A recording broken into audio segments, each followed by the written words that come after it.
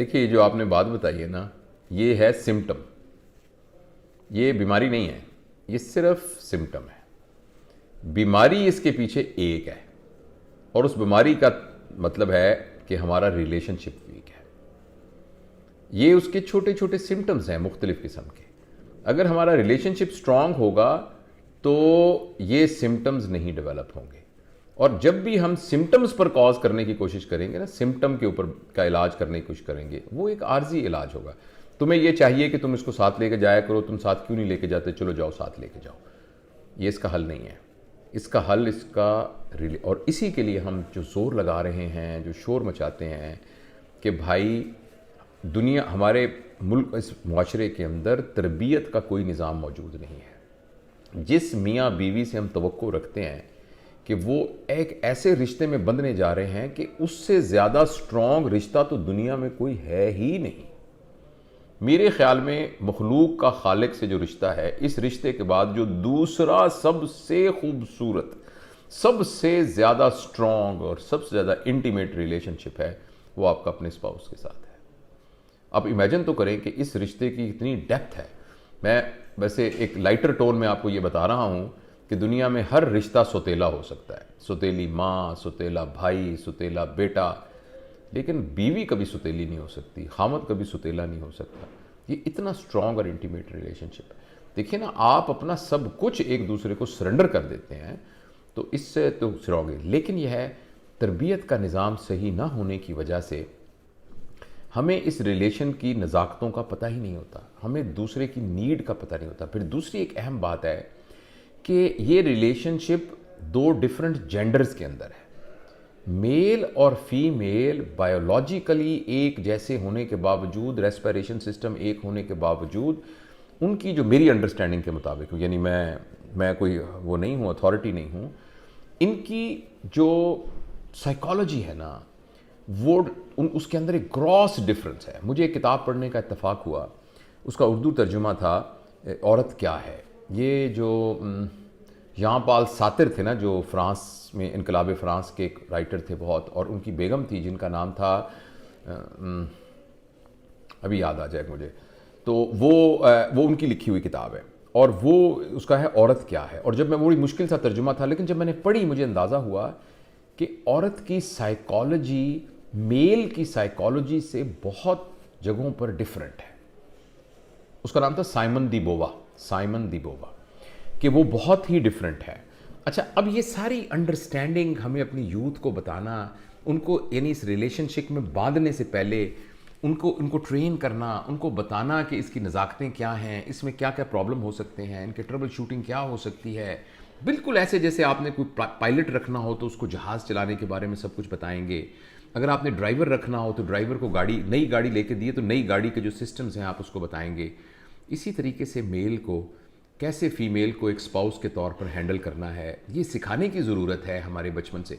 हम कहते हैं बच्चा मेरा डॉक्टर बन जाए, बच्चा मेरा इंजीनियर बन जाए, उसके 7 A's आ जाएं, मगर जो ज़िंदगी सिखाने के गुर हैं उनमें से एक बहुत ज़बरदस्त गुर जो है वो ये है कि कैसे अच्छा खामद बना जाए, कैसे अच्छी बीवी बनी जाए। तो ये सारी सिखाने की ज़रूरत है। चूँकि ये हमने सिखाया नहीं होता, इसलिए हम एक अजीब किस्म की अनट्रेंड, अनस्किल्ड यानी परफॉर्मर की तरह इस रिलेशन में बनते हैं। उसके बाद ये सारे प्रॉब्लम शुरू होते हैं और लतीफ़े बन गए हैं कि जी बीवी तो हमसाए की अच्छी लगती है, अपनी बीवी से दिल भर जाता है। मैं तो ज़िंदगी में ऐसे लोगों को जानता हूँ। मेरा एक दोस्त है, वो अक्सर कहता है कि यार मैं आपको यकीन दिलाऊँ, मेरी बीवी दूसरे कमरे में जाती है ना तो मैं उसको मिस करने लग जाता हूँ। उसने मजाक में हंसते हुए ये बात कही। और ऐसे कुछ लोग हैं, आपको कम लगते होंगे, लेकिन जिन लोगों को इस रिश्ते की खूबसूरती का पता चल जाता है तो इस रिश्ते से ज़्यादा खूबसूरत कोई रिश्ता नहीं है।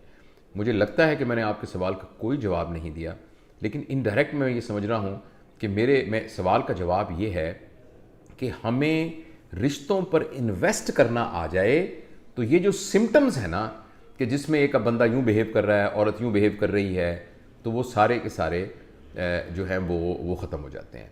आज ही दोपहर के खाने पे मुझे 3 लड़कियों ने खाने पे बुलाया था जो मेरी स्टूडेंट्स थी, और बिल्कुल बहुत ही मेरी प्यारी बेटियां। उनको सर्जरी में ज़रा रेजिडेंट थी, सर्जरी की, और अल्लाह का शुक्र से 2 में से असिस्टेंट प्रोफेसर सेलेक्ट हो गई, एक सीनियर रजिस्ट्रार सेलेक्ट हो गई। तो वो इतनी खुश थी तो आज खाने पे गई तो उसमें एक लड़की ने मुझे बात की, उसमें से मेरी स्टूडेंट थी, कहने लगी कि सर आपने मुझे एक बात बताई ना, तो उस बात की वजह से मेरा घर में मैं इतनी ज़बरदस्त सक्सेसफुल मेरी लाइफ है कि मैं आपको बता नहीं सकती। मैंने कहा वो मुझे तो भूल गया, क्या बात थी? कहने लगी आपने मुझे एक दिन ये बताया था कि अपने खामद की गैर मौजूदगी में और दूसरों की मौजूदगी में अपने खामद की बहुत इज्जत करनी है।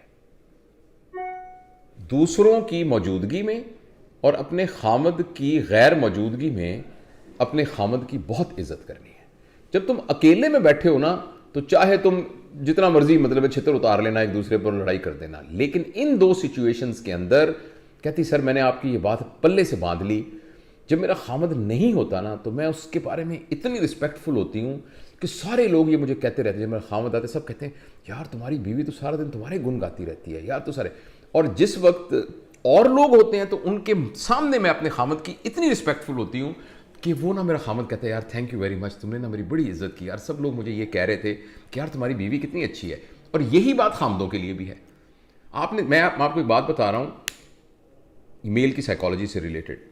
अगर किसी ये जो जितनी बच्चियाँ मेरे साथ हैं, मेरी अपनी बेटियाँ, बहू या और बच्चियाँ, मैं उन्हें कहता हूँ हमेशा, और आजकल के इस जदीद दौर में जिसमें हम थोड़े से बच्चों से फ्रैंक भी हो गए, मैं कह रहा हूँ कोई भी शख्स जो शादीशुदा हो और आपके एनवायरनमेंट में आपके साथ हो, अगर वो अपनी बीवी की बुराई आपसे कर रहा है ना, चाहे उसकी बीवी बहुत भी बुरी है, ये इस बात का सर्टिफिकेट है कि ये आदमी झूठा है, फ्रॉडिया है, रिलायबल नहीं है, ट्रस्टवर्दी नहीं है। चाहे उसकी बीवी जितनी भी बुरी है, अगर वो किसी और औरत के सामने अपनी बीवी की बुराई कर रहा है, इसका सिंपल मतलब यह है कि उसके पीछे कोई मोटिव है और उसके पीछे कोई और उसका साजिशी ज़हन काम कर रहा है। तो इसलिए मैं यही अर्ज़ करना चाहता हूँ आपके जवाब के रिस्पॉन्स के अंदर कि हमें रिश्तों के अंदर इन्वेस्ट करना चाहिए। देखिए टेलर मेड तो कभी भी कोई किसी के लिए नहीं बना आज तक।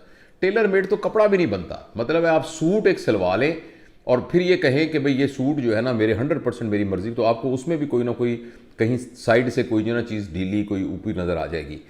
लेकिन यह है कि रिश्ते तो कभी भी टेलर मेड नहीं होते। रिश्तों के अंदर हमेशा फ्लैक्सिबिलिटी होती है। आप अगर फ़र्ज़ करें एक शख्स बहुत छोटा है तो आप फ्लेक्सिबल होकर बड़े होकर उसके छोटेपन को कॉम्पनसेट कर देते हैं। एक शख्स बहुत बड़ा है तो आप सुकड़ के उसको अपने अंदर कॉम्पनसेट कर लेते हैं। तो ये बातें अगर हमें समझ में आ जाएंगी तो मेरा ये ख्याल है कि ये जितने भी मैट्रिमोनियल रिश्तों के दरमियान की कन्फ्यूजन्स हैं और उसके सिम्टम्स हैं वो इंशाल्लाह दूर हो जाएंगे।